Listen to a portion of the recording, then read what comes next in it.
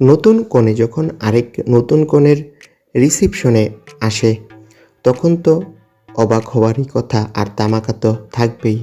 এমনটাই ঘটল শ্যামপ্তি মুডলি আর রণজয় বিষ্ণুর রিসিপশনে। সেখানে মধুমিতা সরকার স্বামী দেবমাল্যর হাত ধরে হাজির হলেন অভিনেত্রী। তিনি সদ্য বিবাহিত। কিছুদিন আগেই দেবমাল্য আর মধুমিতার বিয়ে হয়েছে, আর সেই বিয়ের রেশ কাটতে না কাটতেই এই তারকা দম্পতি এলেন রণজয় বিষ্ণু আর শ্যামপ্তি মুদলিকে শুভেচ্ছা জানাতে। আর এসেই মধুমিতা যা করলেন তা দেখে উপস্থিত সবাই মুগ্ধ। শ্যামপ্তিকে দেখা মাত্রই তিনি আবেগে জড়িয়ে ধরলেন। দুই নতুন কনের এই কোলাকুলি আর গালে মিষ্টি চুমুক হওয়ার দৃশ্য লেন্সবন্দি করতে ভুললেন না পাপাজিরা।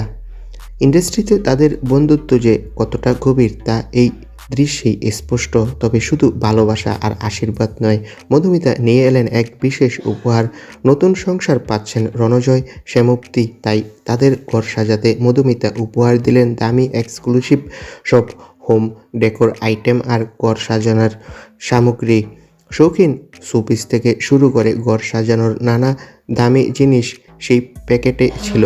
তো বন্ধুরা, মধুমিতার উপহার আর চিন্তাভাবনা সত্যিই প্রশংসনীয়। তোমরা কে কে খুশি হয়েছো কমেন্ট করে জানাও। ধন্যবাদ।